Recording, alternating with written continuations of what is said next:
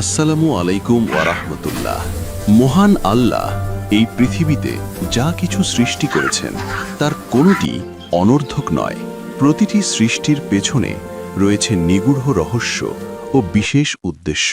সৃষ্টির এই বিশাল বৈচিত্র্যের মাঝে নবীজি বিশেষ 4টি প্রাণীকে হত্যা করতে বারণ করেছেন: পিঁপড়া, মৌমাছি, হুদহুদ পাখি এবং সরাতি বা কসাই পাখি।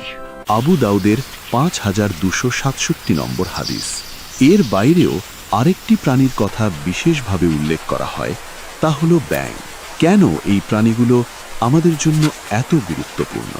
চলুন আজ সেই গল্পটি জানি। 1. ব্যাঙ এক অতন্দ্র প্রহরী ও সত্যের সাক্ষী। অনেকে হয়তো ব্যাঙকে তুচ্ছ মনে করেন, কিন্তু এর উপকারিতা অপরিসীম।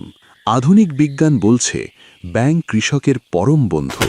এরা কৃষকের ক্ষতিকর পোকামাকড় খেয়ে ফলন সুরক্ষা করে এবং জমির উর্বরতা বাড়ায়।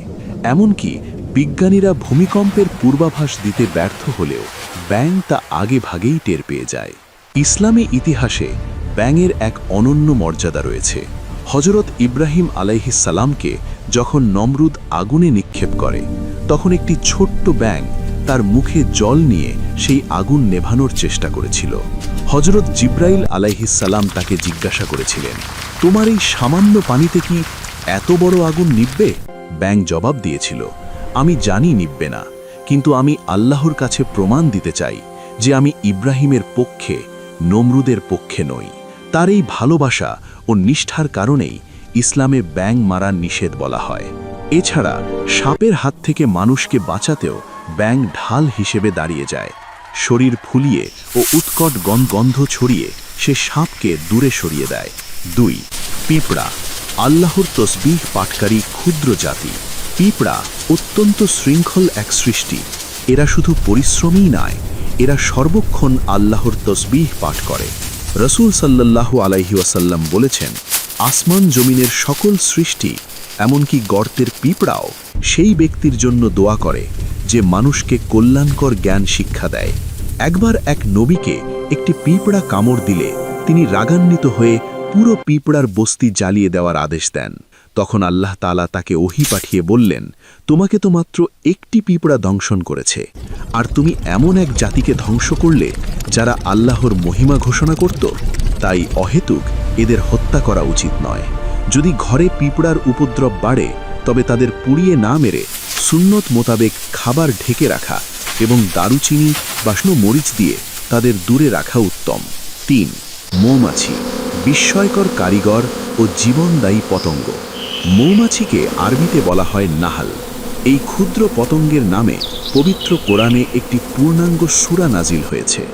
মৌমাছি আমাদের উপহার দেয় সুমিষ্ঠ মধু, যা মহানবী সাল্লাল্লাহু আলাইহি ওয়াসাল্লামের অত্যন্ত প্রিয় ছিল। মৌমাছির পরিশ্রমের গল্প শুনলে সত্যিই অবাক হতে হয়। 1 পাউন্ড মধু বানাতে প্রায় 550টি মৌমাছিকে 20 লক্ষ ফুলে যেতে হয়। একটি কর্মী মৌমাছি মধু সংগ্রহ করার জন্য যে পথ অতিক্রম করে, তা দিয়ে পৃথিবীকে 3 বার প্রদক্ষিণ করা সম্ভব। বিজ্ঞানী আলবার্ট আইনস্টাইন বলেছিলেন, মৌমাছি যদি পৃথিবী থেকে হারিয়ে যায়, তাহলে মানুষ বড়জোর 4 বছর বেঁচে থাকতে পারবে, কারণ পৃথিবীর অধিকাংশ ফসলের পরাগায়ন এদের মাধ্যমেই ঘটে। 4.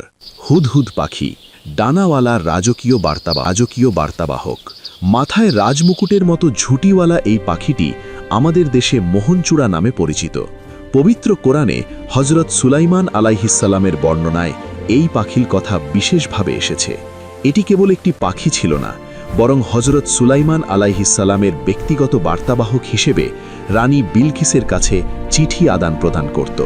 এটি ফসলের ক্ষতিকর পোকা খেয়ে মানুষের উপকার করে। এর অসাধারণ বুদ্ধিমত্তা ও ঐতিহাসিক ভূমিকার কারণে অনেক দেশ একে জাতীয় পাখির মর্যাদা দিয়েছে। 5. কসাই পাখি শ্রাইক প্রকৃতির নিপুণ শিকারী। সবশেষে আসে চড়ুইয়ের মতো দেখতে কিন্তু সাহসী এক শিকারী পাখি, যাকে বলা হয় কসাই পাখি। এরা শিকার করা পোকা বা সাপের বাচ্চা গাছের কাঁটায় গেঁথে রাখে বলে এদের এমন অদ্ভুত নাম। এরা তেলাপোকা, ঝিঝি পোকা ও ইঁদুরের মতো ক্ষতিকর প্রাণী খেয়ে প্রকৃতিকে বাসযোগ্য রাখে। মানুষের কল্যাণে এদের এই অবদানের কারণেই নবীজি এদের রক্ষা করার নির্দেশ দিয়েছেন। উপসংহার: পৃথিবীর প্রতিটি প্রাণী আল্লাহর তাসবিহ পারে এবং পরিবেশের ভারসাম্য রক্ষা করে। নবীজি আমাদের শিখিয়েছেন প্রতিটি প্রাণীর প্রতি দয়াশীল হওয়ার। এই 5টি প্রাণীকে হত্যা না করার পেছনে যে রহস্যই থাকুক না কেন, একজন মুমিন হিসেবে আমাদের মূল দায়িত্ব হল রাসূলুল্লাহের নির্দেশকে মেনে চলা। আল্লাহ আমাদের সবাইকে সৃষ্টির প্রতি দয়াশীল হওয়ার এবং সঠিক পথ বোঝার তৌফিক দান করুন। আমিন।